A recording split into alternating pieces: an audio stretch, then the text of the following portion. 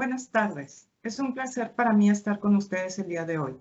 Tengo el gusto de presentarles a Belén Gómez. Actualmente se desempeña como adscripta a Presidencia Ejecutivo de Río Uruguay Seguros. Además, es coordinadora de su Universidad Corporativa URUS y miembro del órgano de gobierno como consejera suplente. Cuenta con estudios de doctorado en Ciencias Económicas. Asimismo, es economista especializada en sustentabilidad por la Universidad de Oxford en Estados Unidos e Innovación Social y Economía Solidaria por la Universidad de Salamanca en España. Tiene una amplia experiencia en el campo académico, ya que es orientadora científica del Programa Digital para las Américas del International Cooperative and Mutual Insurance Federation, ICMIF por sus siglas en inglés. Docente e investigador en la materia Gestión de la Responsabilidad en las Organizaciones, en la Facultad Regional Concepción de Uruguay, de la Universidad Tecnológica Nacional y docente de Economía en la Facultad de Humanidades, Artes y Ciencias Sociales de la Universidad Autónoma de Entre Ríos. Es directora general del Centro de Economía Regional y Experimental. Belén, bienvenida. Es un gusto que nos acompañes el día de hoy para hablarnos sobre aseguramiento inclusivo, avances y desafíos. Adelante, tienes la palabra. Muchas gracias por esta oportunidad de estar compartiendo, de estar construyendo conocimientos de manera conjunta. Hoy vamos a tratar de poder acercar algunos conceptos en torno a la inclusión, a la equidad, pero también contar experiencias propias que hemos vivido en Río Uruguay Seguros, con sus aciertos y también con aprendizajes a partir de los errores y de los desafíos a los que conlleva cada una de las acciones que hemos desarrollado. En particular, es prácticamente inexorable abordar esos conceptos sin contextualizar el mundo en el que vivimos y el rol fundamental que ocupan los seguros en este mundo. Entonces, en una primera parte vamos a bucear por esa vinculación. Luego voy a presentarles a Río Uruguay Seguros para finalmente contar ejemplos concretos que hemos pretendido que impacten de manera muy, muy concreta en la inclusión, en la equidad, en mejorar la calidad de vida de las personas. Entonces, en primer lugar, este primer capítulo vinculado a replantearnos, o más que replantearnos, a recordar el origen de nuestra actividad aseguradora.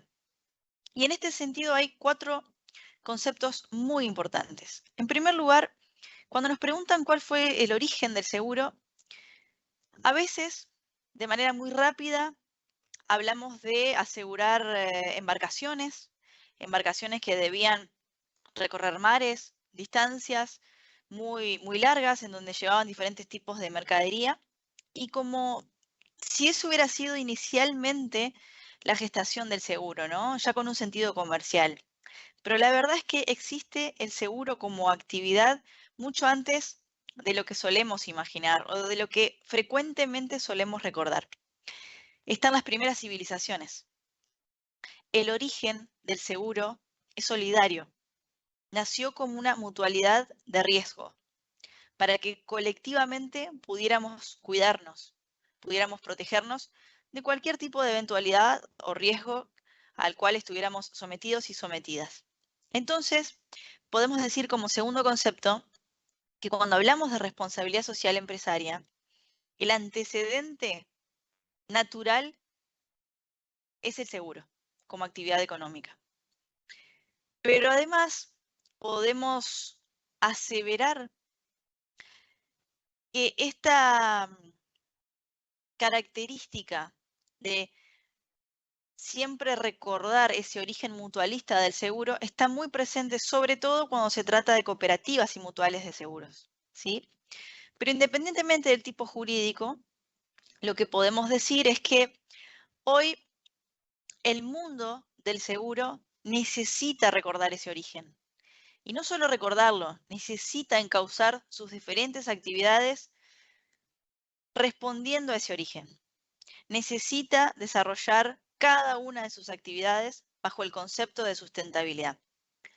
Y no estoy hablando de responsabilidad social empresaria, no estoy hablando de hacer las cosas bien, no estoy hablando de filantropía, Estoy hablando de sustentabilidad bajo el concepto de generación de valor compartido, que lo traen inicialmente autores como Porter y Kramer. ¿Qué significa esto? Que en el desenvolvimiento de la actividad económica principal, el diseño y venta de seguros y de todos los servicios que emanan de ello, también debemos procurar generar valor económico, social, ambiental, cultural, para los diferentes grupos de interés que interactúan con las empresas aseguradoras. Pero además, ¿por qué? Porque actuar de manera sustentable es un buen negocio. Ya de vuelta, no es el concepto de filantropía, de donación. Estamos hablando de ingresar al corazón de cada una de nuestras aseguradoras el hecho fehaciente de que si realizamos acciones que tengan que ver con ese corazón de nuestro negocio, pero que al mismo tiempo pretendan generar valor para alguno de los grupos de interés con los cuales interactuamos, vamos a estar generando rentabilidad y un mejoramiento en la calidad de vida. ¿A través de qué aristas? Se incrementa nuestra reputación, se genera mayor legitimidad. Hacia adentro, nuestro capital humano logra mayor motivación, sentido de pertenencia y por lo tanto aumenta la productividad. Podemos reinventar nuestros productos en un mundo tan cambiante, tan dinámico, para que sean más asertivos. Y por supuesto, en términos ambientales, aunque seamos empresas de servicios en principio, podemos aportar a un uso más eficiente de la energía y al desarrollo de una economía circular en donde cada vez haya menos desperdicios. Y fíjense el concepto de Amartya Sen. Podemos, a través del seguro, generar innovación social. Nada más y nada menos que recordando nuestro origen, ¿no?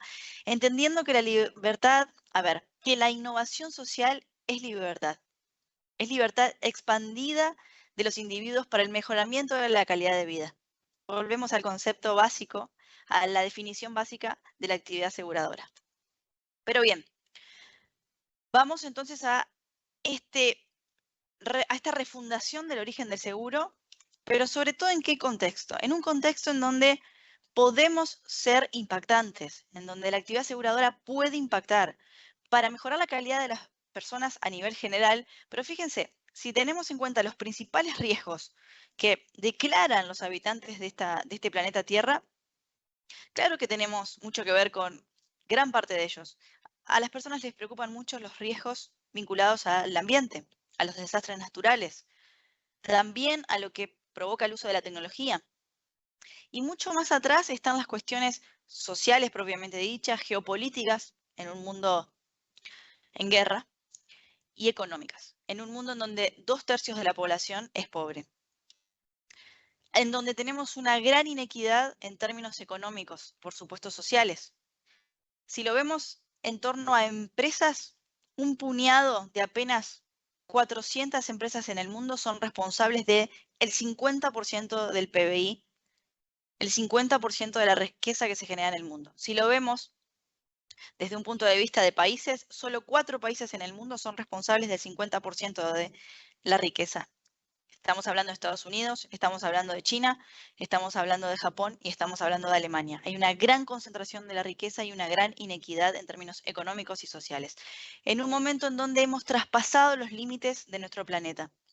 Tenemos esta teoría de Rockström y Steffen, que luego la toma Kate Raworth, de la economía de la dona, en donde de los 9 límites planetarios, ya en 4 nos hemos excedido. Es decir, estamos en una situación en donde 2/3 de la población es pobre y no puede cubrir sus necesidades básicas, en donde nos extralimitamos respecto de las fronteras del mundo, que hoy por hoy es nuestro único planeta en donde podemos habitar, en nuestro plan A, nuestro plan B, nuestro plan C, nuestro plan D. Pero al mismo tiempo tenemos un consumo voraz. Nos consumimos 1,5 planetas por año, ¿sí? Ya en julio habremos consumido la totalidad de los recursos que nuestro planeta nos puede dar. En realidad, el planeta podría alimentar al doble de quienes hoy habitamos a la Tierra, pero 2/3 de la población es pobre. La mitad de la población mundial no accede a Internet, con lo necesario que es ello y que lo pudimos comprobar en la pandemia. Entonces hay un replanteo en este contexto de la actividad económica en general y de las aseguradoras en particular, ¿verdad? En donde ya no hablamos de crecer por crecer, de rentabilidad por rentabilidad. Fíjense, una fuente bibliográfica y de estudios como McKinsey, ¿qué nos dice? Que los pilares hoy no es solo es crecer, sí, pero propiciando una sustentabilidad y sobre todo una inclusión. Ya no hablamos de un Milton Friedman en donde la única responsabilidad que tienen las empresas es generar rentabilidad para sus accionistas. Estamos hablando de vuelta, de 3 pilares: crecimiento, pero generando sustentabilidad y generando inclusión. Y la oportunidad que tiene el seguro de impactar en todos los objetivos de desarrollo sostenible, pero fundamentalmente en estos estamos compartiendo en esta pantalla. Preguntémonos cuántas actividades económicas tienen la capacidad de poder impactar de manera directa o indirecta en todos los objetivos de desarrollo sostenible de Naciones Unidas, con impactos medibles, con impactos concretos, con impactos que realmente pueden cambiar y mejorar la calidad de vida de las personas. Y entonces voy a RUS. ¿Qué es lo que representa a RUS, a Río Uruguay Seguros? Es una empresa en donde nos gusta decir que queremos que nos vean como una organización que tiene una vida de principios, ¿sí? Es una cooperativa, nació en 1958. Por ser cooperativa, sus fundadores eligieron que desarrolle esta vida basada en principios y valores cooperativos, pero ese compromiso se incrementó o se profundizó a través de la firma del Pacto Global en el año 2004, Pacto Global de Naciones Unidas, en que cada una de las actividades que se desarrollen sean en el marco de las directrices de OCDE, pero también sumamos en el 2015 a los principios para el empoderamiento de las mujeres. Hasta ahora, declaraciones. Vamos a ver cómo esto lo materializamos en actos. Pero sobre todo, la empresa, si bien tuvo ese origen cooperativo, ese origen solidario, que por supuesto profundiza o robustece el concepto del seguro como mutualidad de riesgo, siempre estuvo abocada a lo que le sucedía a la comunidad, más allá de los seguros que vende, los seguros que propicia. Y en ese compromiso a lo que le pasaba a la comunidad, desarrolló diferentes actividades de responsabilidad social empresaria. Pero luego del 2020 nos dimos cuenta que necesitábamos también reconfigurar esto que hacíamos por la comunidad y pensar desde, de vuelta, el corazón del negocio, qué más podíamos hacer para estar impactando en los diferentes grupos de interés con los cuales se vincula la empresa. La empresa dio un giro de 180 grados. ¿Por qué digo esto? Porque a partir de la pandemia, del advenimiento del COVID-19, si bien la empresa había comenzado a esbozar algunos indicios de que quería convertirse en digital absolutamente, a partir de marzo del 2020 la empresa se tornó totalmente digital. ¿Qué quiero decir? Que cada uno de nosotros hoy trabaja desde el hogar, independientemente de la pandemia. Hemos digitalizado todos nuestros procesos y lo hemos hecho en armonía, equilibrando el tiempo laboral con el tiempo familiar, respetando a las personas y sus diferentes contextos, respetando la diversidad. Pero de vuelta, si bien la empresa ya era reconocida por ser una cooperativa y por tener un fuerte compromiso con la comunidad a través de diferentes acciones de responsabilidad social empresaria, decidimos ir por más, reconfigurar todo nuestro negocio para que pudiéramos impactar de la mayor manera posible sobre los diferentes grupos de interés, sobre nuestro personal, sobre nuestros proveedores, sobre clientes y clientas, sobre productores y productoras intermediarios e intermediarias de seguros, así como comunidad en general. ¿Y qué es lo que hicimos? Ir a este concepto de valor compartido, ¿sí? En 3 aspectos o en 3 líneas prioritarias. Generar una reevolución en las ventas. ¿De qué manera? Promoviendo hábitos saludables en la población. No solo promoviendo, sino premiando hábitos saludables en la población a través, vamos a ver luego, del consumo de diferentes tipos de productos o coberturas. Generando acciones preventivas para mejorar nuestra salud, para tener mayor seguridad vial, pero también haciendo partícipe de todo este concepto a la cadena de valor en general. Y vamos ahora entonces a algunos ejemplos concretos. Decidimos desarrollar una estrategia que se llama Seguros por la Equidad. ¿Qué es esta estrategia de Seguros por la Equidad? Es generar productos generar productos y servicios para colectivos que están invisibilizados, que están desatendidos por la actividad aseguradora, pero que tienen necesidades concretas que el seguro puede paliar, que puede satisfacer. No es ni más ni menos que ese concepto que se ha internacionalizado de seguros inclusivos. Pero queríamos llevarlo a la práctica y más que promover inclusión, pensar en términos de equidad, por nuestros valores cooperativos, pero también por cada uno de los ODS que compartíamos recién. ¿Y qué hicimos? Bajo esa estrategia o paraguas de seguros por la equidad, en donde queríamos no solo generar productos que pensamos podían ayudar a paliar, a satisfacer necesidades concretas de colectivos invisibilizados, sino que además teníamos la responsabilidad de garantizar el acceso a esas coberturas. Y en esa segunda parte de garantizar el acceso, tuvimos que ser más creativos y creativas que lo de costumbre, mientras nos estábamos digitalizando en un momento de aislamiento social obligatorio de todo el país. Bueno, ¿qué hicimos? En primer lugar, identificamos en articulación con el Estado cuáles eran los barrios de menores ingresos en el país y en ellos, de una manera federal, porque Argentina es muy heterogénea, abrimos locales comerciales, en lo que en la Argentina se denominan villas, pero en realidad son barrios de menores ingresos, ¿sí? En esos lugares abrimos locales comerciales.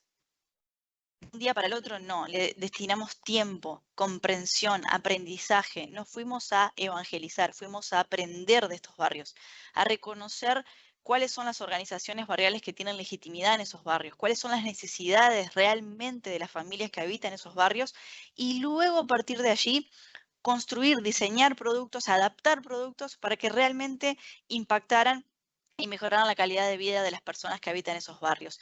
Y algo más, nadie puede conocer mejor las necesidades de estos barrios que las propias personas que habitan en ellos. Entonces, quienes atienden estos locales comerciales son vecinos y vecinas de estos barrios, que hemos capacitado para que puedan desarrollar y desempeñarse, generando inserción laboral también a través del seguro. De esta manera vamos abriendo diferentes locales comerciales. Fue muy importante allí el seguro de sepelio, en momentos en donde las personas fallecían por COVID y no se podía despedir a estos familiares, por citar un ejemplo. La mayoría de la gente que trabaja allí lo hace de manera informal, por eso tan importante es un seguro de accidentes personales y podría citarle más ejemplos, pero les comparto esta primera estrategia. En segundo lugar, les decía, queremos promover hábitos saludables, entonces estamos bonificando, generando precios muy apremiantes de lo que significa la movilidad sustentable. Por ejemplo, ¿sí? Quienes se mueven en bici, quienes se mueven en eléctricas, ¿sí? O bicicletas comunes y corrientes, pero también en motos eléctricas, quienes se mueven en monopatín. Bueno, todas esas personas que tienen ese tipo de conducta o hábitos son premiadas respecto de quienes se movilizan en otro tipo de, bueno, elementos como el auto con otro proceso de contaminación. Pero además también hemos asegurado nuestras mascotas, pero de una manera, ¿cómo generamos aquí el valor compartido? Cada vez que alguien asegura con nosotros, parte de ese gasto que la empresa recoge, de esa compra del seguro, va destinada a poder ayudar o colaborar con algún refugio de mascotas de animales callejeros, que la propia persona decide cuál va a ser, ¿sí? Y también hacemos triangulación con, por supuesto, aseguradores y aseguradas comerciales que venden alimentos, que venden o que atienden y son veterinarias, para que también puedan apoyar a estos refugios. Pero voy a lo más importante. Identificamos que las mujeres como colectivo y la diversidad eran un gran segmento heterogéneo en donde no solo teníamos una posibilidad de hacer negocios, teníamos una responsabilidad como actividad aseguradora. Entonces, identificamos cuáles son las primeras o las prioritarias problemáticas en torno a la salud de la mujer y generamos RuSalud FEM, un producto que es muy dinámico y que va cambiando todo el tiempo, ¿no? Hacemos focus groups, entrevistas, porque las mujeres como colectivo tienen diferentes características y depende en qué país, en qué región del país se muevan, tienen diferentes necesidades. Pero también sabíamos que si promovíamos un producto pretendiendo generar equidad de género hacia afuera, hacia nuestras clientas, teníamos que comenzar por casa. Entonces iniciamos una serie de procesos internos para generar mayor equidad hacia adentro de la empresa. Hoy, para citarles un ejemplo muy práctico y muy visible, nuestro principal órgano de gobierno pasó de estar compuesto por 15 personas, de las cuales una sola era una mujer, a que hoy el 70% sean mujeres. Y no establecimos cupos, establecimos igualdad de oportunidades. Intentamos establecer equidad. Pero vamos ahora al producto tal vez más disruptivo y más desafiante, RuSalud Trans. Decidimos trabajar con una letra del colectivo LGTBIQ y para nosotros fue un verdadero aprendizaje. Dedicamos muchos meses a interactuar con el colectivo de personas transgénero, sabiendo que las necesidades que poseen eran no sabíamos, me corrijo, no sabiendo nada. Teníamos prejuicios. Desde la comodidad del escritorio pensábamos que podíamos diseñar un producto porque pensábamos que sabíamos cuáles eran sus necesidades. Y cuando fuimos a interactuar, a convivir con el colectivo, porque ese es otro de los verdaderos desafíos. Cuando hablamos de seguros inclusivos o de inclusión, pensemos que no se diseñan productos de la comodidad de un escritorio. Se diseñan con foco en el cliente, pero no como una frase dada, sino realmente de convivir con el colectivo, cualquiera sea el que elijamos para poder diseñar estos productos, pero realmente escuchar de verdad, escuchar cuáles son las necesidades y a partir de allí construir los productos, no al revés. Y nuestra actividad aseguradora no está tan acostumbrada a esa metodología en el mundo, no solamente en América Latina. Entonces dedicamos tiempo, convivimos con diferentes personas del colectivo transgénero y allí aprendimos, desterramos prejuicios. Tuvimos que cambiar muchas veces lo que pensábamos que era un producto de salud.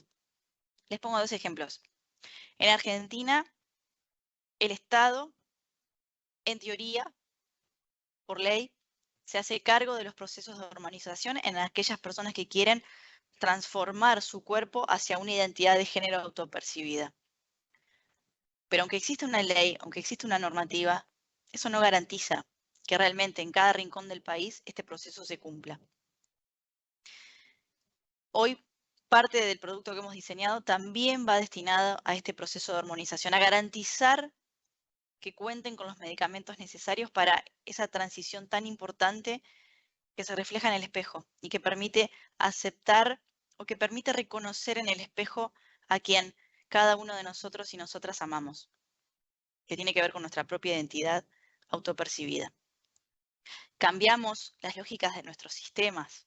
¿Por qué? Porque a veces, como nos percibimos y queremos que nos nombren, no es el mismo nombre que aparece en nuestro DNI.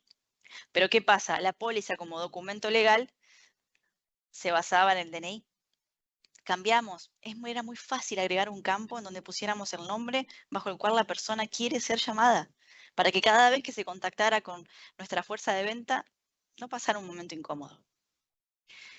Tuvimos una gran discusión en torno a aquellas operaciones que tienen que ver con cambiar o generar diferentes genitales. Parte de nuestro equipo técnico pensaba que este tipo de operaciones tenían que ver con algo estético y no tienen que ver con algo estético. Tienen que ver de vuelta con poder amarnos tal cual sentimos que somos. Fue un gran cambio, fue un gran desafío ponerle el nombre. ¿Qué nombre poner? Y también lo conversamos con el colectivo. ¿Con qué nombre querían que el producto sea llamado? ¿Cómo se sentían este producto, en vez de generar equidad o generar inclusión, terminaría generando discriminación ante un producto, ante un nombre inadecuado? Y hoy tenemos un producto de salud en donde hay un gran respeto, pero hay mucho camino por recorrer. Nuestros colaboradores nos piden seguir capacitándose, nos piden seguir adquiriendo skills, actitudes, habilidades para poder realmente partir de una base, de un concepto básico. Que del otro lado hay una persona. No importa la edad, no importa el género, no importa su interés sexual, no importa su nacionalidad, hay una persona y esa persona merece ser abordada, merece ser escuchada y en base a eso generar o adaptar los productos que tenemos dentro de nuestra gama de ofertas. Este producto en particular, ¿a qué está destinado? Está destinado a poder cubrir intervenciones quirúrgicas de baja y media y alta complejidad, ¿sí?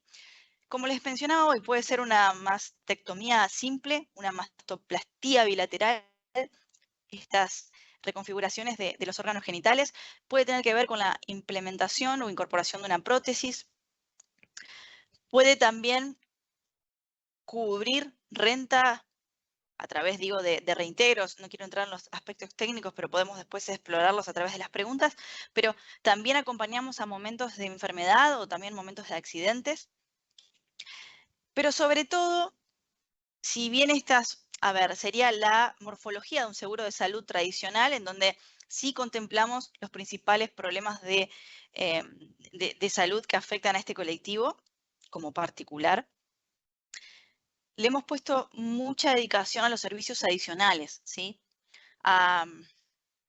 Por ejemplo, la videoconsulta médica. ¿Por qué la videoconsulta médica? Porque estamos en un marco de digitalización, no necesariamente, porque la población trans muchas veces siente miedo de ir a un centro de salud, siente miedo de que la nombren con un nombre que existe en su DNI, pero con la cual no se siente identificada, tiene miedo a la discriminación, al maltrato. Entonces, a veces esta videoconsulta médica a través de un celular, a través de un WhatsApp, a través de, podría ser alguna computadora en un hogar, genera más empatía, genera más protección. Pero también el acompañamiento nocturno en internación. Ustedes se preguntarán por qué. Porque si hay algo que nos enseñó el colectivo trans, que en Argentina tiene una esperanza de vida de 35 años, es que muchas veces cuando deciden comenzar esta transición hacia una identidad autopercibida, quedan solos y solas. Las familias no acompañan. Y por eso la necesidad de contar con un acompañamiento. Y les cuento algo más. Bueno, ahí pueden ver ustedes en la filmina los diferentes servicios que ofrecemos como adicionales a las coberturas principales. Cuando nosotros iniciamos el proceso de diseño de este producto, queríamos hacer, además de un seguro de salud, un seguro de hogar. Y nunca nos vamos a olvidar que una chica trans nos dijo que su principal valor o patrimonio no era un hogar, porque deambulaba de un lugar a otro, había perdido el hogar en un sentido físico y en un sentido espiritual. Pero su bolso, con todas sus pertenencias, era su vida, y si perdía eso, perdía todo. Y nos enseñó esto que les decía al comienzo. Cuando hablamos de seguros inclusivos, no es pensar desde la comodidad del escritorio, no es pensar en evangelizar al otro, a la otra, y decirle lo importante que es comprarme el seguro a mí. No, es tener la convicción de ese origen que nos interpela como aseguradoras. Tenemos que ser una mutualidad de riesgo, tenemos que mejorar fehacientemente la calidad de vida de las personas. ¿Y saben algo? Podemos hacerlo. Así que muchísimas gracias y les dejo esta frase de Polman, pero para que la trabajemos fundamentalmente con nuestros trabajadores y trabajadoras, porque allí radica que todo esto podamos desarrollarlo con sostenibilidad. Toda persona quiere que su vida laboral tenga un propósito elevado, que va mucho más allá de ganar dinero y de hacer una tarea.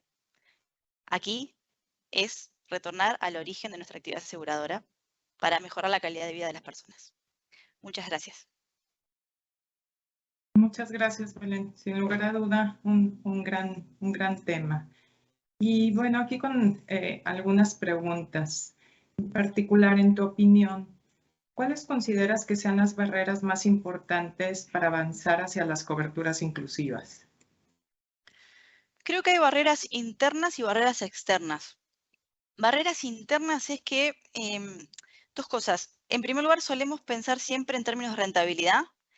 Y acá no estamos hablando de productos en donde el fin último y el fin primero sea la rentabilidad, ¿sí? Y esto significa que entonces no son productos para ansiosos ni ansiosas en los directorios. ¿sí?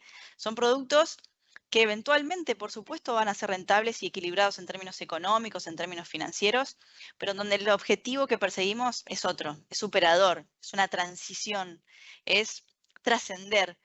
En este sentido, para decir un ejemplo muy concreto, cuando nosotros quisimos iniciar el camino hacia este tipo de productos, por ejemplo, desarrollando los locales comerciales en los barrios de menores ingresos, hay quienes nos decían, van a tener muchísimos siniestros o van a tener altísima incobrabilidad. Bueno, los dos paradigmas fueron desterrados y sucede todo lo contrario. Hay una gran cobrabilidad. Las personas no abandonan su seguro y le encuentran un gran provecho para cuidar sus vidas y sus pertenencias que tanto les ha costado conseguirlas, y tienen una cultura aseguradora y respecto de cómo protegerse para no tener siniestros que es hermosa. Se puede aprender en vez de enseñar. Y hacia afuera tenemos que trabajar en esta cultura aseguradora, tenemos que trabajar en el seguro no como una herramienta financiera per se, sino como una herramienta que realmente puede mejorar la calidad de vida de cada uno de nosotros y nosotras. De acuerdo. Mira, y en ese sentido, en términos del marco regulatorio, ¿tú crees que sean necesarios cambios a la normativa para poder operar este tipo de seguros inclusivos? Bueno, aquí en particular no tenemos una normativa en Argentina de seguros inclusivos, ¿sí? Tenemos de microseguros. Estos seguros que por definición serían destinados a las personas de menores ingresos, ¿no? Y acá hablamos en seguros inclusivos más allá del ingreso. Estarían incluidos los microseguros, pero hablamos de pensar en colectivos invisibilizados más allá del nivel de ingreso que tengan, ¿no? Pero la verdad es que nuestro presidente, el contador Juan Carlos Godoy, el otro día nos hacía reflexionar a un equipo de trabajo interno de la empresa porque nos decía, finalmente, más allá de toda normativa y de cuestiones técnicas y legales que se deben cumplir, estamos hablando de seguros. Les ponemos nombres diferentes, les ponemos categorías diferentes y a veces generamos obstáculos cuando la necesidad de las personas es para ayer.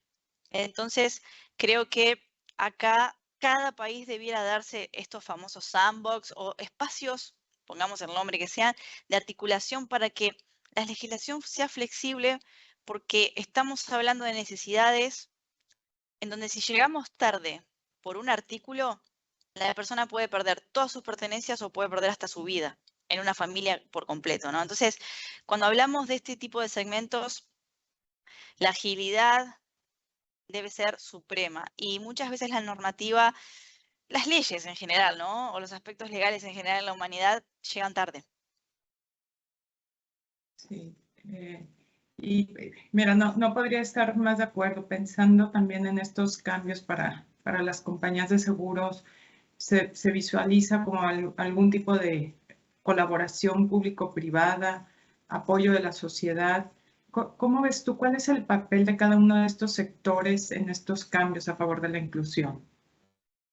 Creo que son todos actores relevantes en la medida en la que trabajen de manera colaborativa. En el ejemplo nuestro de estos locales que hemos abierto en diferentes barrios de menores ingresos, la empresa no lo hizo de manera solitaria. Lo hizo, en primer lugar, articulando con otra empresa que se llama estacubierto.com, que era una empresa que tenía más conocimiento sobre seguros inclusivos o microseguros. Pero después sabíamos que teníamos que articular con el Estado. Si no se llega al barrio, ¿sí? No se llega con un conocimiento, no se llega realmente con la posibilidad de conocer y de que no se observe a la empresa como alguien con soberbia, ¿no?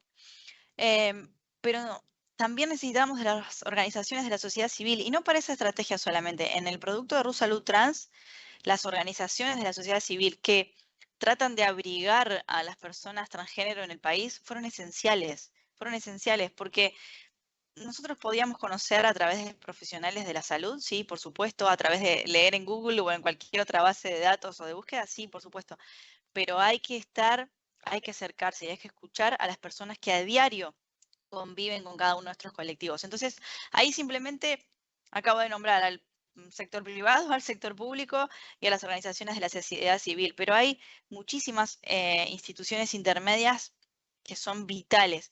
La clave está en no pensar en términos competitivos y sí en términos colaborativos, que también es un desafío para nuestra actividad aseguradora, en todo el mundo, pero me parece que en América Latina en particular. Sí, sin lugar a duda un gran desafío, como son los temas de diversidad, de inclusión, ¿no? Son tan amplios, tan desconocidos para muchas personas, para aseguradoras. ¿Por dónde crees tú que se deba de empezar? ¿Cómo deberíamos de comenzar a enfrentar este enorme reto, Belén? Creo que con mucha humildad, con esa convicción de que esto de vuelta no es para calmar ansiedades, esto es un propósito superador, esto puede hacer que realmente haya un negocio, ¿sí? Pero que en el mismo momento estemos mejorando la calidad de vida de las personas y generando un mayor sentido de pertenencia para nuestro capital humano, ¿no? Ese concepto de valor compartido. ¿Y por dónde arrancar? Por lo simple.